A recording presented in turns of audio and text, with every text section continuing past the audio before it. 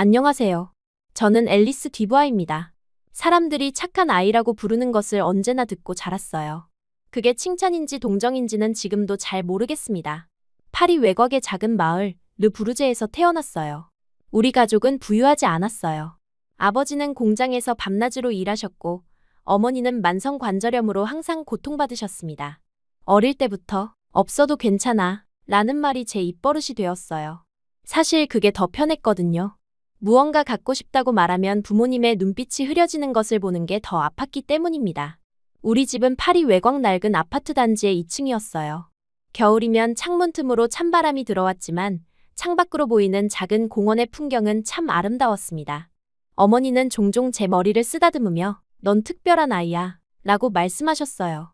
그 말을 들을 때마다 마음이 따뜻해졌습니다. 아버지는 말이 적으셨지만 가끔 피곤한 눈으로 제 성적표를 보시며 지으시던 조용한 미소가 제가 공부를 더 열심히 하게 만든 원동력이었어요. 고등학교 시절 친구들이 카페에서 수다를 떨 때도 저는 주로 도서관에서 시간을 보냈습니다. 책 속에서 파리의 번화가를 상상하며 예술과 역사가 숨쉬는 그곳으로 가고 싶었어요. 그래서 매일 밤 잠들기 전 유명 대학 입학 안내서를 읽으며 꿈을 키웠습니다. "축하해, 앨리스. 파리 국립대학교에 합격했구나." 담임 선생님의 말에 교실 전체가 박수를 쳤어요. 하지만 제 마음은 무거웠습니다. 합격 통지서를 받고 기뻐해야 할 순간에도 머릿속에는 등록금과 생활비 계산만 가득했어요. 집으로 돌아오는 버스에서 창밖을 바라보며 눈물을 참았습니다. 그날 저녁, 합격 소식을 들은 부모님의 얼굴에는 자랑스러움과 걱정이 뒤섞인 표정이었어요. 저는 용기를 내어 "입학은 포기할게요. 지역 대학에 장학금을 받고 가면 돼요" 라고 말했습니다. 방 안에 무거운 침묵이 내려앉았어요. 그날 밤 베개에 얼굴을 파묻고 소리 없이 울었습니다. 꿈을 꾸는 것조차 사치라는 생각이 들었어요. 다음 날 아침, 아버지가 낡은 서랍에서 작은 봉투를 꺼내셨습니다. 그 안에는 오래도록 조금씩 모아두신 돈이 들어있었어요. "이건 내 미래를 위해 준비한 거란다" 라는 아버지의 떨리는 목소리, 그리고 "우리 딸이 파리에서 공부하는 모습을 보고 싶었어" 라는 어머니의 말씀에 저는 울음을 참을 수 없었습니다. 부모님의 희생이 얼마나 큰지 깨달았어요. 그들의 삶에서 유일한 여유였을 돈을 저를 위해 모으셨다는 사실이 가슴을 찢었습니다. 부모님의 희생이 헛되지 않도록 최선을 다하겠다고 결심했어요. 파리로 떠나는 날 기차역에서 부모님과 작별 인사를 나눴습니다. 어머니는 저를 꼭 껴안으시며 귓가에 "항상 내 곁에 있을게" 라고 속삭이셨어요. 아버지는 묵묵히 제 어깨를 토닥이셨습니다. 기차가 움직이기 시작하자 창밖으로 점점 작아지는 부모님의 모습을 바라보며 "반드시 성공해서 돌아올 거야" 라고 다짐했어요. 그렇게 저희 파리 생활이 시작되었습니다. 대학 첫날은 모든 것이 압도적이었어요. 웅장한 건물들, 다양한 배경의 학생들, 그리고 끝없이 펼쳐진 가능성의 세계가 펼쳐졌습니다. 첫 학기에는 대학 기숙사에 배정받아 비교적 안정적인 생활을 했어요. 룸메이트는 모로코에서 온 야스민이었는데 그녀는 저에게 파리에 숨겨진 명소들을 많이 알려주었습니다. 수업은 생각보다 훨씬 어려웠어요. 교수님들의 기대치는 높았고 과제는 끝없이 쏟아졌습니다. 밤늦게까지 도서관에서 공부하는 날이 많아졌어요. "내가 여기에 어울릴 수 있을까?" 라는 불안감이 종종 엄습했지만 부모님의 희생을 생각하면 포기할 수는 없었습니다. 첫 학기 성적이 나왔을 때 전화로 부모님께 좋은 소식을 전할 수 있어서 다행이었어요. 어머니는 기뻐하시며 "건강은 어떠냐고" 물으셨습니다. 저는 늘 "건강해요. 걱정 마세요" 라고 대답했어요. 실제로는 식비를 아끼느라 한 끼를 거르기도 했지만 그건 말할 수 없었습니다. 두 번째 학기가 시작되기 전 충격적인 소식을 들었어요. 기숙사 규정상 1학년 1학기만 지원 가능하다는 것이었습니다. 급하게 숙소를 찾아야 했어요. 파리의 집값은 생각보다 훨씬 비쌌습니다. 결국 대학에서 30분 거리에 있는 허름한 모텔에 월세방을 구했어요. 그 모텔은 제가 상상했던 파리의 모습과는 거리가 멀었습니다. 좁은 복도 끝에 위치한 제 방은 겨우 침대와 책상, 작은 욕실이 전부였어요. 벽은 얇아서 옆방의 대화 소리가 그대로 들렸고 습기 찬 공기는 곰팡이 냄새로 가득했습니다. 하지만 선택의 여지가 없었어요. 학업과 아르바이트를 병행하려면 이 정도는 감수해야 했습니다. 아르바이트는 학교 근처 카페에서 구했어요. 매일 수업 후 저녁 6시부터 11시까지 일했습니다. 처음에는 서툴러서 주문을 자주 헷갈렸지만 시간이 지나면서 능숙해졌어요. 손님 중에는 친절한 사람도 있었지만 까다로운 사람도 많았습니다. 특히 외국인인 저를 무시하듯 대하는 일부 손님들 때문에 가끔 눈물이 날 때도 있었어요. 그날도 카페에서 힘든 하루를 보냈습니다. 학생 단체가 몰려와 주문이 밀렸고 매니저는 계속 서두르라며 재촉했어요. 실수로 유리잔을 깨뜨려 임금에서 변상금이 깎였습니다. 게다가 아침에는 르네 교수님의 세미나의 발표가 준비가 미흡해서 창피를 당했어요. 교수님은 시간이 부족하면 노는 시간을 더 줄여야지 않겠니? 라고 말씀하셨습니다. 제 상황을 말하고 싶었지만 전부 변명일 테니 말할 수가 없었어요. 일을 마치고 나오니 가을비가 내리고 있었습니다. 우산도 없이 모텔까지 걸어가는 20분 동안 옷은 흠뻑 젖었어요. 복도를 지나는데 205호실에서는 또 시끄러운 음악 소리가 들렸습니다. 매일 밤 파티를 여는 것 같았어요. 옆방 302호의 노부부는 항상 싸우는 소리가 들렸고 맞은편 301호의 학생은 밤새 기타를 연주했습니다. 이런 환경에서 공부하는 것은 정말 힘들었어요. 제 방인 303호에 도착해 문을 열자마자 곰팡이 냄새가 코를 찔렀습니다. 창문을 열었지만 바깥 공기도 별반 다르지 않았어요. 젖은 옷을 벗고 샤워를 하려고 욕실로 향했습니다. 물이 나오기까지 5분은 기다려야 했어요. 녹슨 파이프에서 처음에는 갈색 물이 나왔습니다. 그나마 오늘은 따뜻한 물이 나와서 다행이었어요. 지난주에는 3일 내내 찬물로 샤워해야 했습니다. 샤워를 마치고 나니 자정이 훌쩍 넘었어요. 피로가 몰려왔지만 내일 제출할 문학사 레포트가 아직 끝나지 않았습니다. 머리를 수건으로 대충 말리고 샤워 가운만 걸친 채 책상에 앉았어요. 피로를 이기려고 커피를 한 잔 더 마셨습니다. 벌써 오늘 5잔째였어요. 책상 위 작은 램프만 켜놓고 노트북을 열었습니다. 집중하려 했지만 눈이 자꾸 감겼어요. 결국 침대로 옮겨가 이어폰을 꽂고 음악을 틀었습니다. 좋아하는 프랑스 가수 자크 브렐의 노래를 들으며 마음을 달래봤어요. 내일은 새벽 5시에 일어나서 마무리해야겠다고 생각했습니다. 잠시 눈을 붙이면 집중력이 나아질 것 같았어요. 하지만 침대가 너무 불편했습니다. 매트리스 스프링이 등을 찔렀고 베개는 너무 얇았어요. 그래도 음악의 리듬에 몸을 맡기며 잠시나마 현실을 잊으려 했습니다. 침대에 누워 부모님의 목소리가 듣고 싶었어요. 일주일에 한 번씩 꼭 전화드리는데 이번 주는 아직 못했습니다. 하지만 지금은 너무 늦은 시간이었어요. 내일 아침에 전화하기로 했습니다. 어머니의 건강은 어떨지, 아버지는 여전히 야근을 하시는지 걱정됐어요. 고향 생각을 하니 눈시울이 뜨거워졌습니다. 꿈을 위해 왔지만 가끔은 이 모든 것이 너무 버겁게 느껴졌어요. 침대에 누운 채 노래를 들으며 있으니 어느새 눈이 감겼습니다. 몇 초만 눈을 붙이자는 생각이 10분이 되고 그 사이에 음악은 계속 흘러나왔습니다. 귀에 꽂은 이어폰에서 흘러나오는 멜로디가 제 의식을 점점 멀게 만들었어요. 졸음과 음악 사이에서 표류하는 느낌이었습니다. 그런데 이상하게도 음악 사이로 뭔가 둔탁한 소리가 들리는 것 같았어요. 꿈인가 싶었습니다. 처음엔 노래의 베이스 소리인 줄 알았어요. 그런데 소리가 점점 규칙적으로 커지는 게 느껴졌습니다. 쿵! 쿵! 이게 뭐지? 라는 생각이 들었어요. 졸음에 겨운 상태로 이어폰을 한쪽만 빼봤습니다. 그 순간 분명하게 들렸어요. 누군가가 제 방문을 세게 두드리고 있었습니다. 심장이 갑자기 빠르게 뛰기 시작했어요. 시계를 보니 새벽 1시 30분이었습니다. 이 시간에 누가 저를 찾을 일이 있을까? 옆방 취한 투숙객이 방을 헷갈린 건가 싶었어요. 모텔에선 이런 일이 종종 있었습니다. 실례합니다만 문 잘못 두드리신 것 같아요. 라고 외쳤지만 두드리는 소리는 멈추지 않았습니다. 오히려 더 격렬해졌어요. 쿵! 쿵! 문이 흔들릴 정도였습니다. 무서웠어요. 방에 혼자 있었고 가운만 걸친 상태였습니다. 침대에서 일어나 벽 쪽으로 움츠렸어요. 휴대폰을 찾았지만 책상 위에 있었습니다. 문 쪽으로 가려면 침대에서 나가야 했어요. 공포에 질려 몸이 굳어버렸습니다. 누구세요? 라고 다시 외쳤지만 대답은 없었어요. 단지 문을 더 세게 두드리는 소리만 들렸습니다. 침대에서 일어나 문 쪽으로 한 발짝 때려는 순간이었습니다. 갑자기 끔찍한 소리와 함께 문이 흔들리기 시작했어요. 마치 누군가 몸으로 문을 들이받는 것 같았습니다. 너무 무서워서 비명을 지르려는 찰나, 문이 마침내 부서지며 한 남자가 방 안으로 뛰어들었어요. 놀랍게도 그는 동양인 남성이었습니다. 낯선 얼굴이었지만 그의 눈빛은 다급했어요. 숨은 거칠게 내쉬고 있었고 이마에는 땀이 흘렀습니다. 그는 바로 저를 보더니 뭔가 말하려 했어요. 저는 공포에 질려 그 자리에 얼어붙었습니다. 낯선 남자가 한밤중에 내 방으로 강제로 들어왔다는 공포, 그리고 이 상황에서 벗어날 길이 없다는 절망감이 밀려왔어요. 몸은 떨리고 목소리는 나오지 않았습니다. 시간이 멈춘 것만 같았어요. 그리고 그 다음 순간 그의 입에서 단 한마디가 터져나왔습니다. 파이어. 그 단어가 제 귀에 꽂히는 순간 모든 것이 느려지는 듯했어요. 방 안에 들어온 낯선 동양인 남성의 얼굴에서 공포와 절박함이 느껴졌습니다. 처음에는 무슨 말인지 이해하지 못했어요. 너무 놀라 몸이 얼어붙었거든요. 하지만 그 순간 복도에서 밀려드는 연기가 눈에 들어왔습니다. 방금 전까지만 해도 지배하고 있던 공포는 순식간에 다른 형태의 두려움으로 바뀌었어요. 불이 났다는 현실이 서서히 제 의식을 장악했습니다.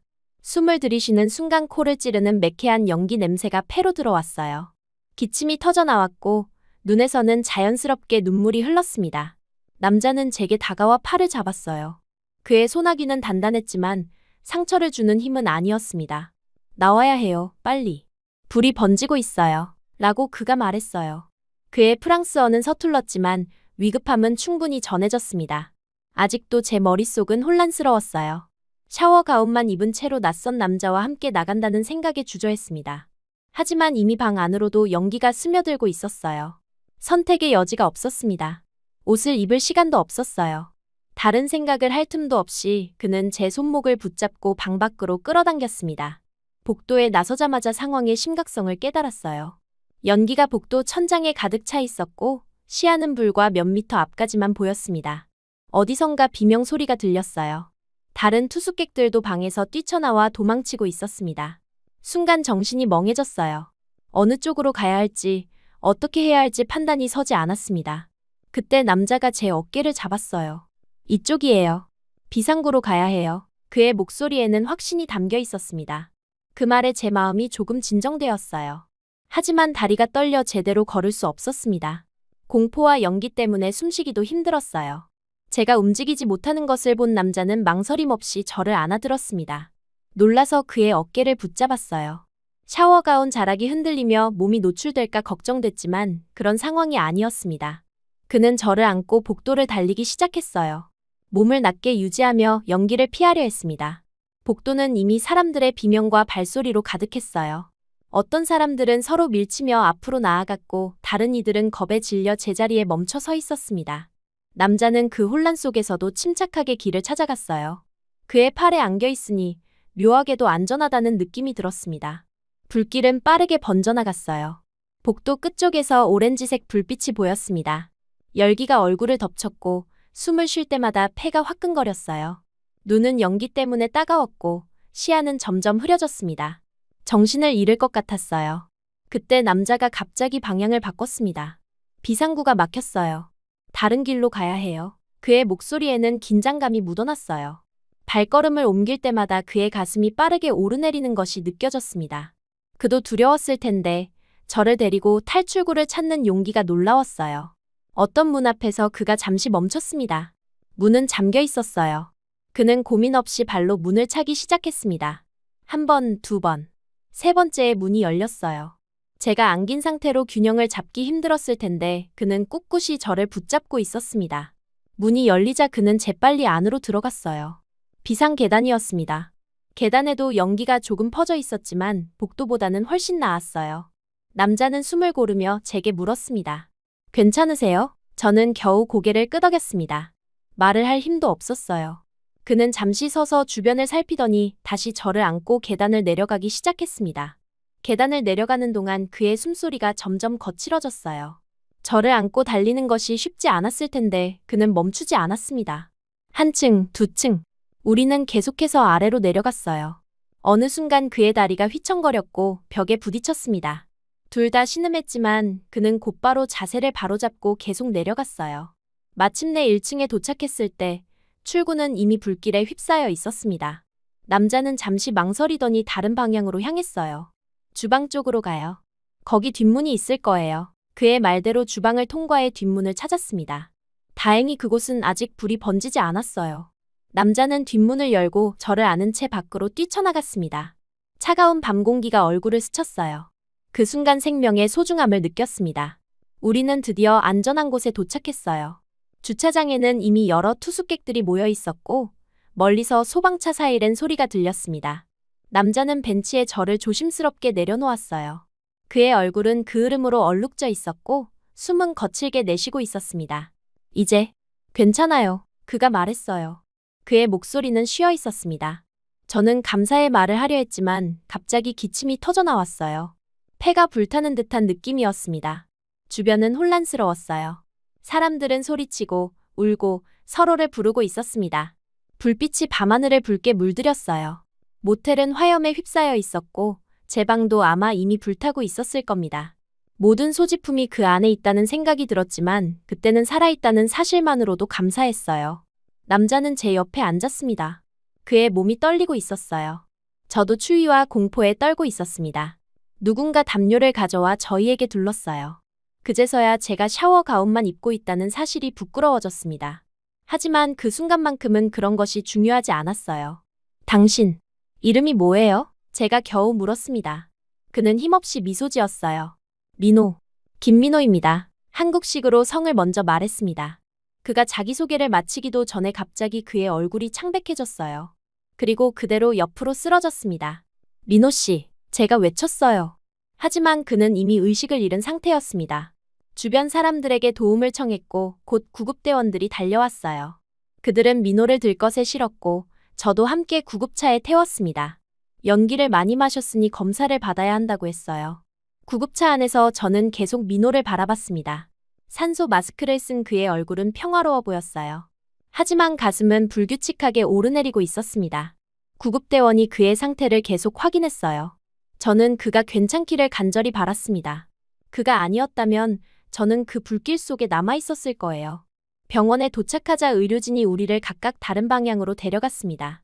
저는 민호와 헤어지기 싫었지만 검사를 받아야 했어요. 응급실은 사람들로 가득했습니다. 모텔 화재로 많은 사람들이 다친 것 같았어요. 의사는 제 상태를 확인하고 산소 호흡기를 제공했습니다. 목이 아프고 기침이 나왔지만 다행히 심각한 화상은 없었어요. 연기를 많이 마셨군요. 하룻밤 병원에 머물면서 관찰해야 합니다. 의사가 말했어요. 저는 고개를 끄덕였습니다. 그보다 더 걱정되는 것은 민호의 상태였어요. 간호사에게 그에 대해 물었지만 그녀는 다른 환자에 대한 정보를 줄 수 없다고 했습니다. 병실로 옮겨진 후 저는 침대에 누워 천장을 바라봤어요. 하얀 병원 가운을 입고 팔에는 링거가 꽂혀 있었습니다. 방금 전까지 있었던 일이 꿈만 같았어요. 모텔이 불타고 낯선 남자가 저를 구해주고 이 모든 것이 몇 시간 만에 일어났다는 게 믿기지 않았습니다. 생각해보니 제 모든 소지품이 불에 타버렸어요. 지갑, 휴대폰, 옷, 학교 교재, 노트북, 그리고 무엇보다 부모님이 주신 반지. 다 잃어버렸습니다. 눈물이 흘렀어요. 하지만 적어도 목숨은 건졌습니다. 민호 덕분에요. 밤새 병원 침대에서 뒤척였습니다. 화재 장면이 계속해서 눈앞에 떠올랐어요. 불길, 연기, 사람들의 비명, 그리고 민호의 얼굴. 그가 괜찮은지 너무 궁금했습니다. 아침이 되면 꼭 그를 찾아봐야겠다고 생각했어요. 날이 밝아올 무렵 간호사가 회진을 왔습니다. 그녀는 제 상태를 확인하고 미소를 지었어요. 많이 좋아지셨네요. 내일 오후에는 퇴원할 수 있을 거예요. 그 말에 안도했지만 곧 현실적인 문제가 떠올랐습니다. 퇴원하면 어디로 가야 할지, 어떻게 살아야 할지, 모든 것을 잃은 상태였으니까요. 저기, 어젯밤에 저와 함께 온 남자분 좀 볼 수 있을까요? 제가 조심스럽게 물었어요. 간호사는 잠시 생각하더니 고개를 끄덕였습니다. 아직 상태가 안정적이지 않아요. 잠깐만 방문하세요. 간호사가 나간 후 저는 천천히 침대에서 일어났어요. 다리가 아직 후들거렸지만 민호를 보고 싶은 마음이 컸습니다. 병원 복도를 따라 303호실로 향했어요. 문 앞에서 잠시 망설이다가 조용히 노크했습니다.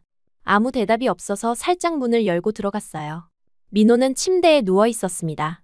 얼굴은 창백했고 팔에는 여러 개의 링거가 꽂혀 있었어요. 산소 마스크를 쓰고 있었고 모니터에는 그의 심장 박동이 표시되고 있었습니다. 그의 모습을 보니 가슴이 아팠어요.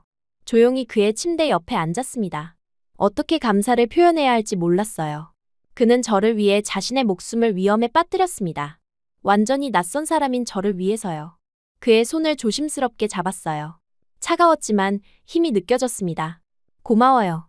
정말 고마워요. 제가 속삭였습니다. 그때 민호의 눈이 살짝 떨렸어요. 그는 천천히 눈을 떴고 제 얼굴을 보자 약하게 미소 지었습니다. 산소 마스크를 벗으려 했지만 제가 말렸어요. 괜찮아요. 말하지 않아도 돼요. 지금은 쉬세요. 그는 고개를 저었습니다. 괜찮아요. 그의 목소리는 쉬어 있었지만 또렷했어요. 당신은 다치지 않았나요? 그의 첫 마디가 제 안부를 묻는 것이라니 놀라웠습니다. 저는 눈물이 맺혔어요. 네, 저는 괜찮아요. 민호 씨 덕분에요. 제가 대답했습니다. 그는 안도한 듯 눈을 감았어요. 다행이에요. 그가 중얼거렸습니다. 잠시 침묵이 흘렀어요. 그의 호흡이 안정되는 것을 보니 다시 잠든 것 같았습니다. 저는 그대로 앉아 그를 지켜봤어요. 이상하게도 낯선 사람인데 친밀감이 느껴졌습니다. 아마도 목숨을 구해준 사람이라 그런 것 같았어요. 그의 얼굴을 자세히 보니 동양적인 이목구비가 부드럽게 느껴졌습니다. 검은 머리카락이 이마에 흘러내려 있었어요. 손길이 가서 정리해주고 싶었지만 참았습니다. 그때 병실 문이 열리고 의사가 들어왔어요. 그는 저를 보고 잠시 놀란 듯 했지만 이내 미소 지었습니다. 친구신가요? 그가 물었어요. 저는 어떻게 대답해야 할지 몰랐습니다. 우리는 친구가 아니었어요. 하지만 그냥 아는 사이라고 하기에는 네, 그래요. 친구예요. 결국 그렇게 대답했습니다. 의사는 민호의 상태를 확인했어요. 많이 좋아지고 있어요. 연기 흡입으로 인한 폐 손상이 있지만 회복될 거예요. 몇 가지 검사를 더 해봐야 하지만 생명에는 지장 없습니다. 그 말에 안도했어요. 민호는 괜찮을 거예요. 의사가 나간 후 저는 다시 민호 곁에 앉았습니다. 그의 평화로운 얼굴을 보며 생각에 잠겼어요. 그가 어떤 사람인지, 왜 그 모텔에 있었는지 궁금했습니다. 그때 복도에서 시끄러운 소리가 들렸어요. 문이 갑자기 열리며 여러 명의 사람들이 들어왔습니다. 놀라서 돌아보니 경찰이었어요. 한 경찰관이 앞으로 나섰습니다. 김민호 씨입니까? 그가 프랑스어로 물었어요. 민호는 방금 깨어난 듯 혼란스러운 표정으로 고개를 끄덕였습니다. 무슨 일이신가요? 그가 힘겹게 물었어요. 경찰관은 냉정한 표정으로 대답했습니다. 모텔 화재 관련 조사를 위해 동행을 요청드립니다. 민호의 얼굴이 창백해졌어요. 화재요? 제가 무슨? 그의 말이 끊겼습니다. CCTV에 화재 발생 직전 동양인 남성이 찍혔습니다. 당신과 외모가 일치하네요. 경찰관의 말에 제 심장이 멈추는 것 같았어요. 이건 말도 안 됐습니다. 민호는 방화범이 아니었어요. 오히려 사람들을 구한 영웅이었습니다. 그건 오해예요. 제가 외쳤어요. 그는 저를 구해줬어요. 불이 이미 번지고 있을 때요. 하지만 경찰은 제 말을 무시했습니다. 그들은 민호를 일으켜 세우려 했어요. 그는 아직 약했고 링거를 꽂은 채로 일어나기 힘들어 보였습니다. 잠깐만요. 그는 아직 아파요. 의사와 상담해야 해요. 제가 항의했지만 경찰은 이미 민호를 데리고 나가려 했습니다. 민호는 혼란스러운 표정이었지만 저항하지 않았어요. 그는 제게 시선을 보냈고 그 눈빛에서 두려움을 읽을 수 있었습니다. 간호사가 뛰어들어 상황을 말렸지만 경찰은 완고했어요. 공식 조사입니다. 환자가 충분히 이동 가능한 상태라면 동행해야 합니다. 결국 의사가 호출되었고 그는 짧은 검사 후 민호가 이동해도 생명에 지장은 없다고 판단했습니다. 하지만 그는 불만족스러운 표정이었어요. 민호는 휠체어에 실려 나갔습니다. 그는 여전히 병원 가운을 입고 있었고 팔에는 임시로 이동식 링거가 걸려 있었어요. 그의 표정은 공허했습니다. 저는 그를 따라가려 했지만 경찰이 막았어요. 조사가 끝나면 연락드리겠습니다. 그들이 사라진 후 저는 그 자리에 망연자실하게 서 있었습니다. 이건 완전한 오해였어요. 민호는 영웅이었습니다. 그런데 왜 그를 용의자로 취급하는 거죠? 분노와 두려움이 밀려왔어요. 그를 도와야 한다는 생각밖에 없었습니다. 병실로 돌아가 제 옷을 찾았어요. 하지만 저는 옷이 없었어요. 가운밖에 입고 나오질 못했으니까요. 저는 병원복 그대로 간호사에게 잠시 외출한다고 말하고 급하게 도망쳤어요. 병원 로비에서 서성이며 어떻게 해야 할지 고민했습니다. 민호를 어떻게 도울 수 있을까요? 저는 아직 그에 대해 아는 것이 거의 없었어요. 그저 제 목숨을 구해준 사람이라는 것뿐이었습니다. 그때 병원 안내 데스크 직원이 제게 물었어요. 무엇을 도와드릴까요? 저는 망설이다가 경찰서가 어디 있는지 물었습니다. 그녀는 약간 의아한 표정이었지만 친절하게 가장 가까운 경찰서 위치를 알려주었어요. 병원 밖으로 나오니 차가운 아침 공기가 얼굴을 스쳤습니다. 제가 입은 병원 가운은 너무 얇았어요. 떨리는 손으로 택시를 잡았습니다. 돈이 없었지만 병원에서 응급 상황이라고 설명하고 후불로 택시비를 내기로 했어요. 16구역 경찰서로 가주세요. 제가 기사에게 말했습니다. 그는 백미러로 저를 힐끗 보더니 고개를 끄덕였어요. 아마 병원복 차림에 제가 이상해 보였을 테지만 기사는 아무 말도 하지 않았습니다. 택시가 움직이기 시작하자 갑자기 현실감이 밀려왔어요. 어젯밤 화재, 낯선 남자의 구조, 병원에서의 재회. 그리고 지금은 그를 돕기 위해 경찰서로 향하고 있었습니다. 이 모든 것이 꿈만 같았어요. 창밖으로 파리의 거리가 지나갔고 사람들은 평범한 일상을 살고 있었습니다. 하지만 제 세계는 완전히 뒤집혀 있었어요. 택시가 경찰서 앞에 멈춰섰을 때 심장이 목구멍까지 차올랐어요. 유리문 너머로 바쁘게 움직이는 경찰들이 보였습니다. 택시 기사는 백미러로 저를 힐끗 바라보더니 도착했습니다. 라고 말했어요. 그의 목소리에는 의문이 묻어 있었습니다. 병원복 차림의 여성이 경찰서에 온다는 게 이상했겠죠. 곧 돌아와서 택시비를 지불할게요. 잠시만 기다려주세요. 제가 부탁했어요. 기사는 마지못해 고개를 끄덕였습니다. 차에서 내리자 차가운 바람이 얇은 병원복을 훑고 지나갔어요. 하지만 그런 것에 신경 쓸 여유가 없었습니다. 경찰서 입구로 뛰어들어가며 안내 데스크를 찾았어요. 로비에 있던 사람들이 모두 저를 쳐다봤습니다. 창백한 얼굴에 병원복 차림 그리고 맨발에 슬리퍼만 신은 제 모습은 분명 이상해 보였을 거예요. 하지만 그런 시선 따위 신경 쓸 겨를이 없었습니다. 김민호 씨를 찾고 있어요. 방금 이곳으로 잡혀왔을 거예요. 데스크에 앉아있던 경찰관에게 급하게 말했어요. 그는 저를 위아래로 훑어보더니 미간을 찌푸렸습니다. 당신은 누구시죠? 그가 무심하게 물었어요. 저는 앨리스 디부아입니다. 모텔 화재 사건의 피해자예요. 민호 씨는 저를 구해준 사람이에요. 제 목소리가 떨렸지만 최대한 또렷하게 말하려 했습니다. 경찰관은 무표정한 얼굴로 전화기를 들더니 누군가에게 짧게 통화했어요. 그리고는 저를 향해 고개를 끄덕였습니다. 2층 조사실 3번에 있습니다. 하지만 지금은 조사 중이라 만날 수 없어요. 그건 말도 안 돼요. 그는 범인이 아니라 영웅이에요. 제 목소리가 로비에 울려 퍼졌습니다. 주변 사람들이 놀란 표정으로 쳐다봤어요. 그는 저를 불길 속에서 구해냈어요.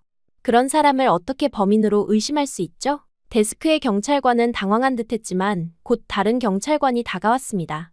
그는 조금 더 나이가 있어 보이고 계급장도 더 많았어요. 무슨 일인가요? 그가 저에게 물었습니다. 제 이름은 앨리스 디부아예요. 어젯밤 모텔 화재에서 김민호 씨가 저를 구했습니다. 그런데 당신들은 그를 범인으로 취급하고 있어요. 제 목소리에는 분노와 절박함이 담겨 있었습니다. 나이든 경찰관은 잠시 저를 관찰하더니 천천히 고개를 끄덕였어요.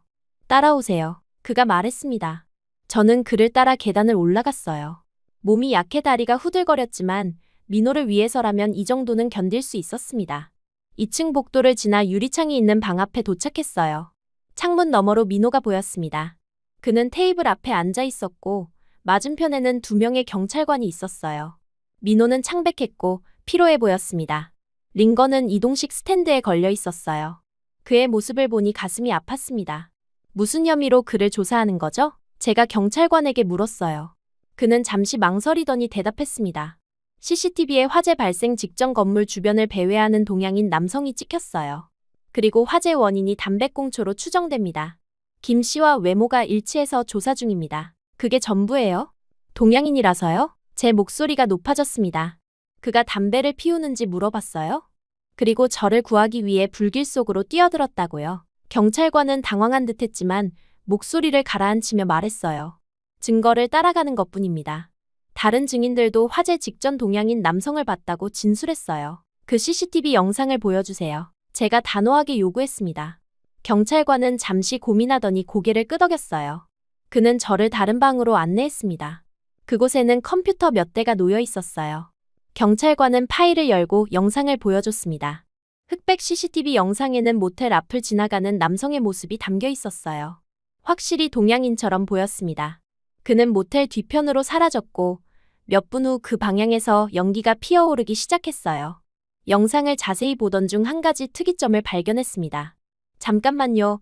저 사람 뭘 입고 있죠? 제가 화면을 가리키며 물었어요. 경찰관은 화면을 들여다봤습니다. 티셔츠와 반바지 같네요. 그가 대답했어요. 그런데 민호 씨는 어젯밤에 긴 바지를 입고 있었어요. 제가 흥분해서 말했습니다. 저를 구했을 때 그는 분명히 긴 바지였어요. 제가 확실히 기억해요. 경찰관의 눈이 커졌어요. 그는 영상을 다시 재생하며 자세히 살폈습니다. 확실히 CCTV 속 남자는 반바지를 입고 있었어요. 민호와는 달랐습니다. 다른 영상도 있나요? 제가 물었습니다. 경찰관은 다른 파일을 열었어요. 이번에는 모텔 내부 복도를 촬영한 영상이었습니다. 시간은 화재가 시작된 지 몇 분 후였어요. 영상 속에서 연기가 가득한 복도를 뚫고 누군가 다른 사람을 부축하며 나오고 있었습니다. 자세히 보니 민호였어요. 그는 노인으로 보이는 남성을 도와 비상구로 향하고 있었습니다. 그리고 그는 분명 긴 바지를 입고 있었어요. 보세요. 이건 민호 씨예요. 그는 다른 사람들을 돕고 있어요. 그리고 긴 바지를 입고 있죠. 제 목소리에는 승리감이 묻어났습니다. 이 시간에 방화범이 아직 주변에 있었을까요? 말도 안 돼요. 경찰관은 영상을 멈추고 뒤로 물러섰어요. 그의 표정이 변했습니다. 이건 확인이 필요하네요. 그가 말했어요. 그는 재빨리 밖으로 나가 다른 경찰들과 이야기했습니다. 저는 그 자리에 서서 기다렸어요. 몇 분이 지난 후 경찰관들이 조사실에서 나오는 모습이 보였습니다. 그리고 마침내 민호가 나왔어요. 그의 얼굴에는 혼란스러움과 안도감이 뒤섞여 있었습니다. 민호를 보자마자 그에게 달려갔어요. 괜찮아요? 제가 물었습니다. 그는 약하게 미소 지었어요. 네. 지금 무슨 일이 벌어진 거죠? 그가 물었습니다. 그의 목소리는 지쳐 있었어요. CCTV 영상을 확인했어요. 당신이 범인이 아니라는 걸 증명했죠. 제가 설명했습니다. 영상 속 남자는 반바지를 입고 있었어요. 하지만 당신은 긴 바지였죠. 민호의 눈이 커졌어요. 정말요? 그런 단서가 있었군요. 그가 안도의 한숨을 내쉬었습니다. 계속해서 담배를 피우지 않는다고 말했는데 아무도 믿지 않았어요. 그때 나이든 경찰관이 다가왔습니다. 정말 죄송합니다. 오해가 있었네요. 그가 진지한 표정으로 말했어요. 추가 영상을 확인한 결과 당신은 용의자가 아닙니다. 오히려 여러 사람을 구조한 것으로 보이는군요. 민호는 그저 고개를 끄덕였습니다. 너무 지쳐 보였어요. 경찰관은 계속해서 말했습니다. 다만 공식적인 진술은 필요합니다. 건강이 회복되면 다시 와주시겠어요? 지금은 병원으로 돌아가 쉬셔도 좋습니다. 네, 알겠습니다. 민호가 대답했어요. 그의 목소리에서 안도감이 느껴졌습니다. 제가 민호의 팔을 부축하며 경찰서를 나서려는 순간 현관 앞에 기자들이 몰려있는 것이 보였어요. 누군가 정보를 흘린 모양이었습니다.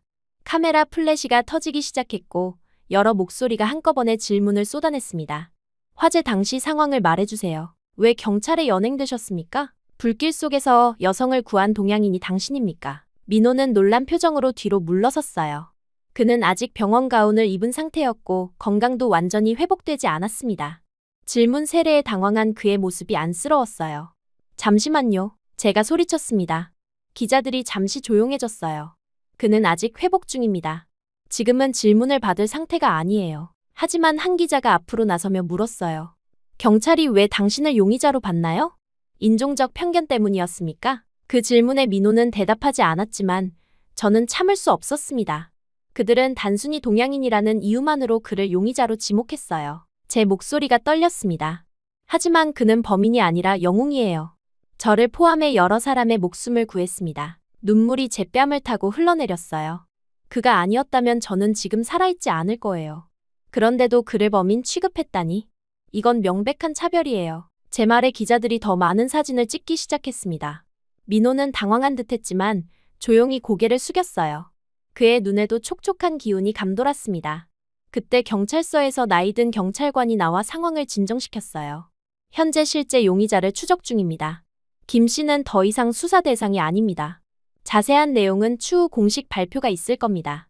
지금은 모두 자리를 비워주시기 바랍니다. 기자들이 물러서자 우리는 경찰서를 빠져나올 수 있었습니다. 밖에서 기다리던 택시 기사가 우리를 보고 손을 흔들었어요. 그는 아직도 저를 기다리고 있었습니다. 병원으로 돌아가야 해요. 제가 민호에게 말했어요. 그는 고개를 끄덕였습니다. 우리는 함께 택시에 올라탔고 저는 기사에게 병원 주소를 알려줬어요. 택시 안에서 민호는 창밖을 바라보며 한참 동안 침묵했습니다. 그의 얼굴에는 복잡한 감정이 스쳐 지나갔어요. 제가 조심스럽게 그의 손을 잡았습니다. 정말 괜찮으세요? 제가 물었어요. 그는 천천히 저를 바라봤습니다. 고마워요. 그가 말했어요. 경찰서에 와줘서. 그리고 저를 믿어줘서요. 당연하죠. 당신이 저를 구해줬잖아요. 제가 대답했습니다. 그런데 어떻게 제 방에 오셨던 거예요? 왜 그때 문을 부수고 들어오셨나요? 민호는 잠시 생각에 잠기더니 대답했어요. 저도 그 모텔에 살고 있었어요. 늦게 돌아오는데 복도에서 연기 냄새가 났어요. 주변을 둘러보다가 옆집 남자가 당신도 집에 들어온 것 같다고 해서 달려들어가. 문을 두드렸는데 대답이 없어서. 그래서 문을 부수셨군요. 제가 그의 말을 마무리했습니다. 그는 고개를 끄덕였어요. 다른 방법이 없었어요. 제가 아니었어도 다른 누군가가 그랬을 거예요. 그가 겸손하게 말했습니다. 아니요, 그럴 리 없어요. 다른 사람들은 자기 목숨 구하기에 바빴을 거예요. 제가 진심으로 말했어요. 당신은 영웅이에요, 민호 씨. 민호의 얼굴이 붉어졌습니다. 그는 손을 저으며 말했어요. 영웅은 아니에요. 그저 그 순간에 할 수 있는 일을 했을 뿐이죠. 택시가 병원에 도착했을 때 몇몇 간호사들이 현관 앞에서 우리를 기다리고 있었습니다. 누군가 우리가 온다고 연락한 모양이었어요. 택시에서 내리자 한 간호사가 달려와 민호의 팔을 잡았습니다. 그리고 택시 아저씨는 영웅에게 돈을 받지 않는다고 하셨어요. 연거푸 감사의 인사를 하고 내렸습니다. 어디 갔다 오신 거예요? 의사 선생님이 얼마나 걱정하셨는지 몰라요. 그녀가 화난 목소리로 말했어요. 하지만 그녀의 눈에는 안도감이 비쳤습니다. 죄송합니다. 민호가 작은 목소리로 대답했습니다. 간호사는 한숨을 내쉬며 그를 휠체어에 앉혔어요.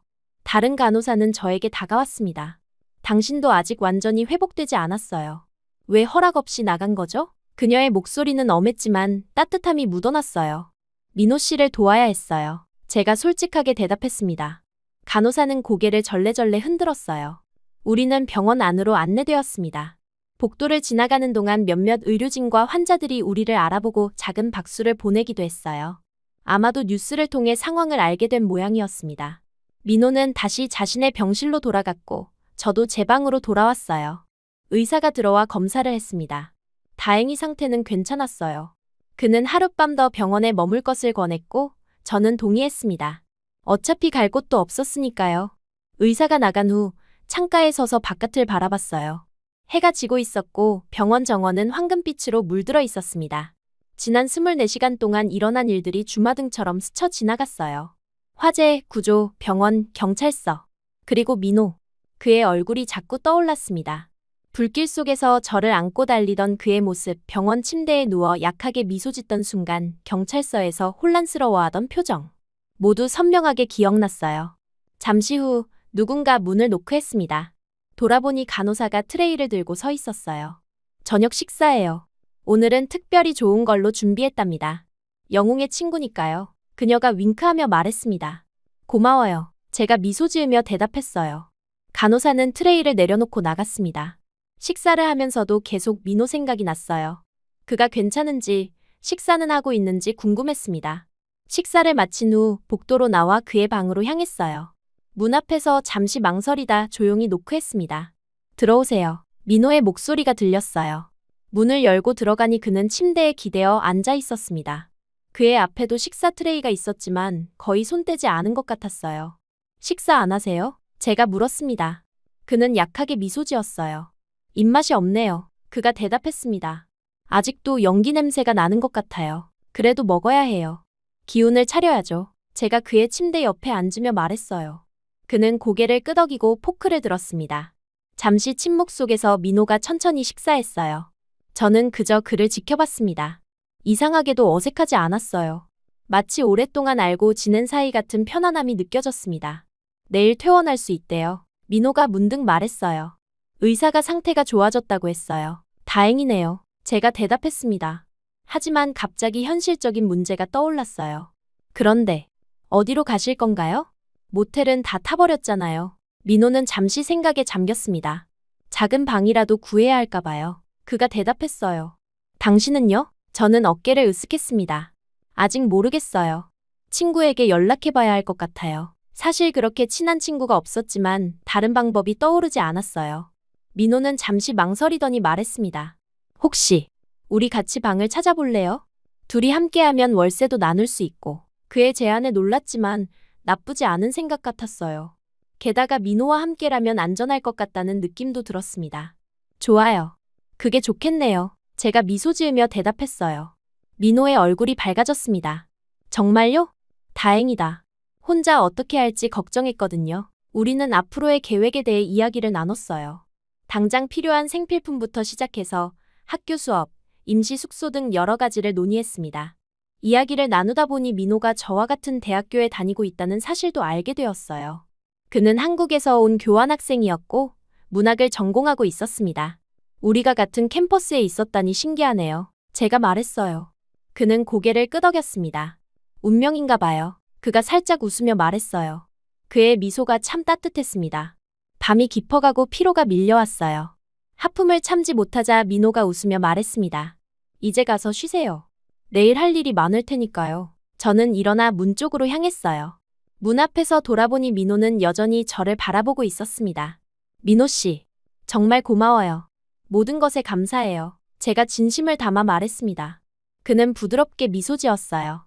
저야말로 고맙습니다, 앨리스. 돌아와 침대에 누웠을 때 마음이 이상하게 평온했어요. 모든 것을 잃었는데도 새로운 시작에 대한 기대감이 있었습니다. 창밖으로 별이 빛나는 밤하늘이 보였어요. 잠들기 전 민호의 이름을 조용히 되뇌었습니다. 민호, 그 이름이 제 입술에서 새롭게 느껴졌어요. 마치 운명처럼. 병원에서의 아침은 조용했어요. 창문으로 들어오는 햇살에 눈을 떴을 때 잠시 어디에 있는지 혼란스러웠습니다. 하지만 곧 모든 기억이 돌아왔어요. 화재, 민호, 경찰서, 그리고 어젯밤 우리의 대화. 침대에서 일어나 창가로 걸어가 바깥을 내다봤습니다. 병원 정원에는 벌써 몇몇 환자들이 산책을 하고 있었어요. 문을 두드리는 소리에 돌아보니 간호사가 들어왔습니다. 그녀는 제 상태를 확인하고 오늘 퇴원할 수 있다고 알려줬어요. 민호 씨는요? 제가 물었습니다. 간호사는 미소 지으며 그도 오늘 퇴원 예정이라고 했어요. 그 소식에 안도했습니다. 간단한 아침 식사 후 민호의 병실로 향했어요. 문을 열자 그는 이미 옷을 갈아입고 창가에 서 있었습니다. 병원에서 제공한 간단한 옷이었지만 어제의 병원복보다는 훨씬 나아 보였어요. 그는 제가 들어오자 밝게 미소 지었습니다. 좋은 아침이에요. 그가 인사했어요. 그의 목소리는 어제보다 훨씬 건강해 보였습니다. 오늘 퇴원한대요. 당신도. 저도 고개를 끄덕였어요. 네, 방금 들었어요. 어디로 가실 계획이에요? 어젯밤에 숙소에 대해 이야기했지만 구체적인 계획은 세우지 못했습니다. 민호는 가방을 챙기며 말했어요. 대학 국제교류처에 연락했더니 교환학생 긴급 숙소가 있대요. 당분간은 거기 머물 수 있을 것 같아요. 그러더니 잠시 망설이다 덧붙였습니다. 혹시 함께 가실래요? 당분간은 같이 지낼 수 있을 거라고 했어요. 정말요? 그럼 고맙게 받을게요. 제가 대답했어요. 민호의 얼굴이 환하게 밝아졌습니다. 그의 표정에서 안도감이 느껴졌어요. 아마 그도 혼자가 되는 것이 두려웠던 모양이었습니다. 퇴원 절차를 밟는 동안 의사는 우리에게 몇 가지 주의사항을 알려줬어요. 폐에 약간의 손상이 있으니 격렬한 운동은 피하고 연기 흡입 후유증이 있을 수 있으니 이상 증상이 있으면 즉시 병원을 찾으라고 했습니다. 우리는 고개를 끄덕이며 그의 말을 경청했어요. 병원을 나서는 순간 시원한 바람이 얼굴을 스쳤습니다. 자유로워진 기분이었어요. 민호는 택시를 불러 대학 캠퍼스로 향했습니다. 차 안에서 우리는 조용히 창밖을 바라봤어요. 파리의 거리는 평소와 다름없이 분주했고 사람들은 일상을 살아가고 있었습니다. 우리의 세계만 완전히 뒤바뀐 것 같았어요. 민호 씨는 한국에서 왔죠? 침묵을 깨고 제가 물었습니다. 그는 고개를 끄덕였어요. 네, 서울에서 왔어요. 1년 교환학생으로 왔습니다. 그가 대답했어요. 파리에 온 지는 3개월 정도 됐죠. 불어는 어떻게 그렇게 잘하세요? 제가 물었습니다. 그의 불어는 서툴지만 충분히 대화가 가능한 수준이었어요. 민호는 쑥스럽게 웃었습니다. 고등학교 때부터 배웠어요. 프랑스 문학에 관심이 많았거든요. 졸업 논문도 프랑스 작가에 관한 것으로 쓸 계획입니다. 어떤 작가요? 제가 호기심에 물었어요. 그는 미소 지으며 대답했습니다. 알베르 카미요. 이방인이 제가 가장 좋아하는 소설이에요. 그가 말했어요. 놀라웠습니다. 그 책은 제가 가장 좋아하는 작품 중 하나였어요. 저도 카미를 좋아해요. 특히 페스트가 인상적이었죠. 제가 흥분해서 말했습니다. 민호의 눈이 반짝였어요. 우리는 캠퍼스에 도착할 때까지 문학에 관한 대화를 이어갔습니다. 이야기가 너무 잘 통해서 택시 기사가 2번이나 목적지에 도착했다고 알려줘야 했어요. 국제교류처 사무실에 들어가자 직원들이 민호를 알아보고 반갑게 맞아주었습니다. 뉴스에서 그의 이야기를 봤다며 무사한 것을 다행이라고 했어요. 긴급 숙소 문제도 순조롭게 해결되었습니다. 교환학생 기숙사에 2개의 방이 배정되었어요. 다행히도 옆방이었습니다. 기숙사로 향하는 길에 민호가 말했어요. 일단 정착하고 나면 필요한 물건들을 사러 가야 할 것 같아요. 옷도 없고. 그 말에 현실감이 밀려왔습니다. 정말로 우리는 아무것도 없었어요. 지갑, 휴대폰, 옷, 학용품. 모든 것이 불에 타버렸습니다. 돈이 없는데 어떻게 살 수 있을까요? 제가 걱정스럽게 물었어요. 민호는 잠시 생각하더니 대답했습니다. 같이 한번 살아보죠. 죽다 살아났는데 뭔들 못할까요? 그렇게 희망을 불어넣어 주었어요. 그리고 생각해보니 부모님께 아직 연락도 못 드렸다는 것이 생각났습니다. 얼마나 걱정하고 계실지. 기숙사 방은 작지만 깨끗했어요. 침대, 책상, 작은 옷장이 전부였지만 지금의 우리에게는 충분했습니다. 창문으로는 캠퍼스의 나무들이 보였어요. 짐이라고는 병원에서 받은 작은 가방 하나뿐이었습니다. 방에 들어서자 갑자기 모든 것이 압도적으로 느껴졌어요. 이제 어떻게 해야 할지. 민호가 제 방 문을 두드렸습니다. 괜찮아요? 그가 걱정스럽게 물었어요. 저는 억지로 미소 지었습니다. 네, 괜찮아요. 그냥 모든 게 갑자기 현실이 된 것 같아서요. 제가 솔직하게 대답했어요. 민호는 이해한다는 듯 고개를 끄덕였습니다. 같이 한 걸음씩 해결해 나가요. 우선 부모님께 연락드려야겠죠? 그가 제안했어요. 그는 자신의 방에서 전화를 빌려올 수 있다고 했습니다. 국제교류처에서 임시로 제공한 것이었어요. 부모님과 통화하는 것은 감정적이었습니다. 어머니는 제 목소리를 듣자마자 울음을 터뜨리셨어요. 화재 소식을 뉴스로 접하셨고 연락이 없어 너무 걱정하셨다고 했습니다. 모든 상황을 설명하자 아버지께서 즉시 도움을 주시겠다고 하셨어요. 은행 계좌로 돈을 보내주시고 필요하면 파리로 오시겠다고 했습니다. 저는 괜찮다고 이미 도움을 받고 있다고 안심시켰어요. 그리고 민호에 대해서도 간략히 설명했습니다. 그 청년에게 우리의 감사를 전해주렴. 아버지께서 말씀하셨어요. 내가 무사한 것만으로도 정말 감사할 따름이다. 통화를 마치고 나니 마음이 한결 가벼워졌습니다. 민호도 한국에 있는 가족과 연락을 마쳤다고 했어요. 그들도 안도했다고 합니다. 우리는 잠시 각자의 방에서 휴식을 취하기로 했어요. 너무 많은 일이 있었고 몸도 아직 완전히 회복되지 않았으니까요. 저녁이 되자 민호가 다시 찾아왔습니다. 저녁 먹으러 갈까요? 학교 식당이 아직 열려 있을 거예요. 그가 제안했어요. 배가 고팠기 때문에 기꺼이 동의했습니다. 캠퍼스를 걸으며 우리는 많은 이야기를 나눴어요. 서로의 전공에 대해, 좋아하는 음식에 대해, 취미에 대해. 민호는 차분하고 배려심이 깊었습니다. 대화를 나눌수록 그와의 공통점이 많다는 것을 발견했어요. 우리 둘 다 책을 좋아했고 조용한 카페에서 시간을 보내는 것을 즐겼습니다. 그는 또한 사진 찍는 것을 좋아한다고 했어요. 불에 타버린 카메라가 아쉽다고 했습니다. 식당에서 저녁을 먹는 동안 몇몇 학생들이 민호를 알아보고 다가왔어요. 뉴스에서 봤다며 대단하다고 칭찬했습니다. 민호는 쑥스러워하며 별거 아니라고 했어요. 그의 겸손한 모습이 더 매력적으로 느껴졌습니다. 다음 날부터 우리는 일상을 재건하기 시작했어요. 은행에 가서 카드를 재발급받고 필요한 생활용품과 옷을 구입했습니다. 대학에도 상황을 설명하고 교재를 다시 구했어요. 모든 것이 새로 시작하는 기분이었습니다. 일주일이 지나자 화재 사건의 조사 결과가 발표되었어요. 경찰에서 연락이 와서 브리핑에 참석해달라고 했습니다. 민호와 함께 경찰서에 갔어요. 이번에는 더 평온한 마음으로 갈 수 있었습니다. 조사 결과 모텔은 불법 개조된 가벽과 불에 약한 소재로 만든 구조물로 가득했다고 해요. 화재 안전 규정을 심각하게 위반한 상태였습니다. 방화범은 중국인 유학생으로 밝혀졌어요. 그는 술에 취해 담배를 피우다 꽁초를 제대로 끄지 않고 버렸고 불이 나자 도망쳤다고 했습니다. 하지만 며칠 후 양심의 가책을 느끼고 자수했다고 해요. 경찰 측에서는 민호에게 공식 사과문을 전달했습니다. 인종적 편견으로 오해를 불러일으킨 점에 대해 사과하고 오히려 그의 용기를 칭찬했어요. 민호는 담담하게 사과를 받아들였습니다. 그는 원한을 품는 사람이 아니었어요. 경찰서를 나오는 길에 기자들이 또다시 우리를 기다리고 있었습니다. 이번에는 민호가 차분하게 인터뷰에 응했어요.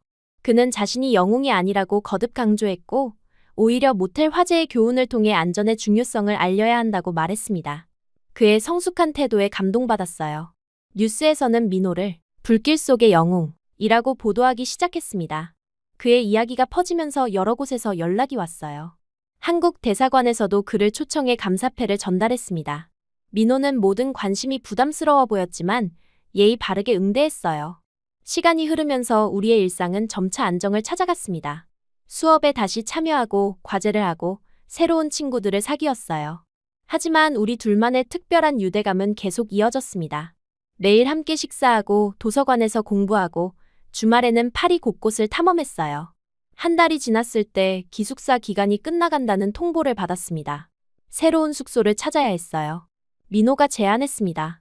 같이 방을 구해볼까요? 둘이 살면 월세도 절약되고 서로 도울 수 있을 것 같아요. 논리적인 제안이었지만 제 심장은 빠르게 뛰기 시작했어요. 낯선 남자와 함께 살게 된다는 것이 이상했지만 민호는 이미 낯선 사람이 아니었습니다. 그는 제 생명의 은인이자 한 달 동안 가장 가까운 친구가 된 사람이었어요. 함께 있으면 이상하게 편안했고 안전하다고 느껴졌습니다. 좋아요. 제가 대답했어요. 민호의 얼굴에 미소가 번졌습니다. 우리는 대학 근처에 작은 아파트를 구했어요. 방이 2개 있는 곳이었고 주방과 거실을 공유했습니다. 이사하는 날, 우리는 함께 새로운 가구를 사고 집을 꾸몄어요. 아무것도 없는 상태에서 시작하는 것은 힘들었지만 동시에 새로운 시작의 즐거움도 있었습니다. 함께 살면서 우리는 서로에 대해 더 많이 알게 되었어요. 민호는 아침 일찍 일어나 조용히 책을 읽는 습관이 있었고 저는 밤늦게까지 공부하는 올빼미 타입이었습니다. 그는 요리를 잘했고 저는 설거지와 청소를 맡았어요. 서로의 생활 패턴에 맞춰가며 우리는 점점 하나의 작은 가정처럼 느껴졌습니다. 어느 날 저녁, 민호가 한국 음식을 만들어줬어요. 김치찌개라는 것이었는데 맵지만 맛있었습니다. 식사 후 우리는 발코니에 나가 별을 바라봤어요. 파리의 밤하늘은 항상 아름다웠습니다. 가끔 생각해요. 민호가 조용히 말했어요. 그날 밤, 제가 조금만 늦게 돌아왔더라면 그의 말에 가슴이 아팠습니다. 저도 자주 그날을 떠올렸어요. 하지만 당신은 제때 왔어요. 그게 중요한 거죠. 제가 부드럽게 말했습니다. 민호는 저를 바라봤어요. 그의 눈에는 깊은 감정이 담겨 있었습니다. 앨리스, 그가 제 이름을 불렀어요. 그때 처음으로 제 이름을 불렀던 것 같아요. 항상 존칭을 사용했던 그였기에 더 특별하게 느껴졌습니다. 우리의 시선이 마주쳤고 시간이 멈춘 것 같았어요. 그가 천천히 제게 다가왔고 저는 눈을 감았습니다. 우리의 입술이 부드럽게 닿았어요. 첫 키스였지만 마치 오래 기다려온 것처럼 자연스러웠습니다. 그날 이후 우리의 관계는 공식적으로 연인이 되었어요. 서로에게 마음을 열고 더 깊은 이야기를 나눴습니다. 민호는 한국에서의 생활, 가족에 대해 그리고 미래의 꿈에 대해 이야기했어요. 저도 제 어린 시절 부모님과의 관계 그리고 희망하는 미래에 대해 솔직하게 말했습니다. 화재 이후 6개월이 지났을 때 민호는 한국으로 돌아갈 시간이 다가오고 있었어요. 교환학생 기간이 끝나가고 있었습니다. 우리는 이별에 대해 이야기하기 두려웠어요. 하지만 피할 수 없는 주제였습니다. 나와 함께 한국에 가지 않을래요? 어느 날 밤, 민호가 조심스럽게 물었어요. 그 제안에 놀랐지만 동시에 기대감도 느꼈습니다. 한국에서 어떻게 살 수 있을까요? 언어도 모르고 제가 현실적인 걱정을 했어요. 민호는 미소 지으며 말했습니다. 내가 도와줄게요. 한국에서도 당신의 전공을 살릴 수 있을 거예요. 그리고 우리가 함께라면 어떤 어려움도 이겨낼 수 있을 것 같아요. 그의 진심 어린 제안에 마음이 흔들렸습니다. 파리에서의 삶, 학업, 부모님. 모든 것을 떠나야 한다는 건 큰 결정이었어요. 하지만 민호와 함께라면 새로운 삶을 시작할 수 있을 것 같았습니다. 며칠을 고민한 끝에 저는 결심했어요. 함께 가고 싶어요. 제가 대답했습니다. 민호는 기쁨의 참 표정으로 저를 안았어요. 부모님께 이 결정을 알리는 것은 쉽지 않았습니다. 처음에는 걱정하셨지만 제가 진심으로 원한다는 것을 알고 이해해 주셨어요. 아버지는 내가 행복하다면 우리도 지지한다 고 말씀하셨습니다. 어머니는 눈물을 흘리셨지만 결국 미소 지으며 축복해 주셨어요. 한국으로 떠나기 전 민호는 중요한 아이디어를 제안했습니다. 화재 경험을 통해 뭔가 의미 있는 일을 하고 싶어요. 그가 말했어요. 소방 안전 제품을 개발하는 회사를 세우면 어떨까요? 사람을 구하는 기술을 만드는 거죠. 그의 아이디어에 깊이 공감했습니다. 우리가 겪은 일이 다른 사람들의 안전을 지키는 데 도움이 된다면 그 경험이 더 의미 있게 느껴질 것 같았어요. 정말 좋은 생각이에요. 제가 대답했습니다. 졸업을 앞두고 우리는 함께 한국행 비행기 티켓을 예약했어요. 민호의 가족은 우리를 환영하겠다고 했고 임시로 그의 부모님 집에 머물 수 있다고 했습니다. 모든 것이 빠르게 진행되었지만 이상하게도 두렵지 않았어요. 민호와 함께라면 어떤 도전도 극복할 수 있을 것 같았습니다. 한국에 도착한 첫날, 민호의 가족은 공항에서 우리를 기다리고 있었어요. 그의 부모님은 저를 따뜻하게 맞아주셨고, 우리 딸이라고 불러주셨습니다. 언어는 통하지 않았지만 그들의 사랑과 환대는 분명하게 느껴졌어요. 민호의 도움으로 한국어를 배우기 시작했고, 점차 적응해 나갔습니다. 그는 창업 준비를 시작했고, 저는 번역 일을 하며 도왔어요. 우리의 꿈은 점점 현실이 되어가고 있었습니다. 결혼은 자연스러운 다음 단계였어요. 양가 부모님의 축복 속에 우리는 작은 결혼식을 올렸습니다. 제 부모님도 한국에 오셔서 함께 축하해 주셨어요. 어머니는 눈물을 흘리시며 민호라면 안심이다 라고 말씀하셨습니다. 창업 후 2년이 지났을 때 우리의 첫 아이가 태어났어요. 여자아이였는데 이름은 소망이라고 지었습니다. 한국어로 희망이라는 뜻이라고 했어요. 우리 이야기의 시작점이었던 절망 속에서 피어난 희망을 기억하기 위해서였습니다. 아이를 안고 있던 어느 날 밤, 민호에게 말했어요. 그때 당신이 나를 업고 뛰지 않았다면 지금 이 아이도 우리도 없었을 거예요. 민호는 부드럽게 미소 지으며 대답했습니다. 그때 당신이 병원복 입고 경찰서 쫓아오지 않았다면 나 혼자 끝났을 거예요. 우리는 서로를 바라보며 웃었어요. 그 순간 깨달았습니다. 우리는 위기 속에서 만나 서로를 구하고 함께 새로운 삶을 시작했다는 것을. 이제 우리는 다른 사람들의 생명도 구하는 일을 하고 있었어요. 운명이라고밖에 설명할 수 없었습니다. 민호의 손을 꼭 잡으며 생각했어요. 때로는 가장 어두운 순간에 가장 밝은 빛이 찾아온다는 것을. 그날 밤의 화재는 끔찍한 사건이었지만 그로 인해 우리는 서로를 만났고 지금의 행복을 찾을 수 있었습니다. 아이가 잠든 것을 확인하고 침대에 나란히 누웠어요. 창문 너머로 별이 빛나는 서울의 밤하늘이 보였습니다. 프랑스에서의 생활은 이제 먼 기억처럼 느껴졌어요. 하지만 그날 밤의 기억만큼은 여전히 선명했습니다. 앨리스, 민호가 속삭였어요. 후회하지 않아요? 모든 것을 뒤로하고 나와 함께 온 것을. 그의 질문에 미소 지었습니다. 단 한 번도요.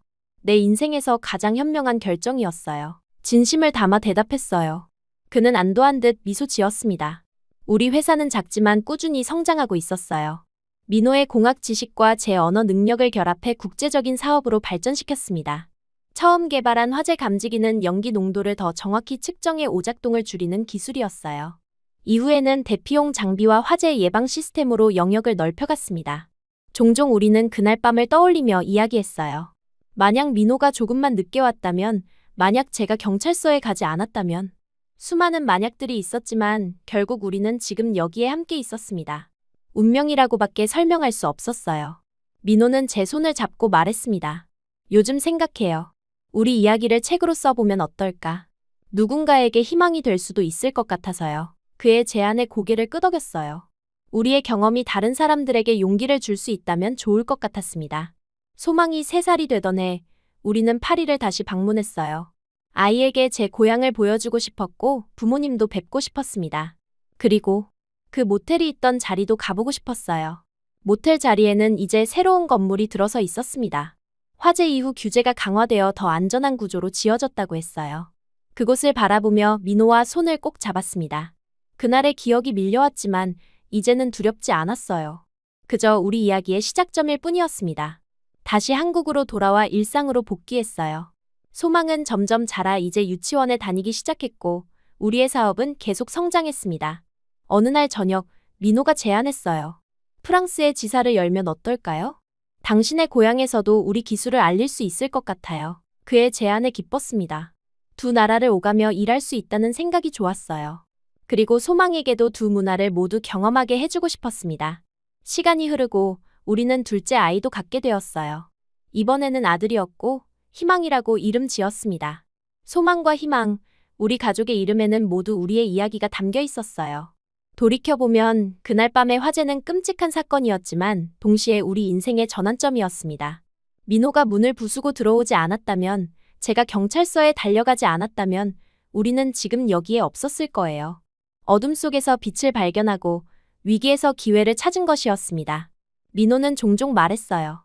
사람의 진짜 모습은 위기의 순간에 드러난다고 해요. 그 말이 맞는 것 같았습니다. 그날 밤, 우리는 서로의 진짜 모습을 보았고 그것이 우리를 이어준 첫 번째 연결고리였어요. 침대에 누워 소망과 희망이 잠든 방을 바라보며 생각했습니다. 한 번의 우연한 만남이 이렇게 아름다운 인생으로 이어질 줄 누가 알았을까요? 불길 속에서 시작된 우리의 이야기는 이제 사랑과 희망으로 가득 찬 삶으로 변해 있었어요.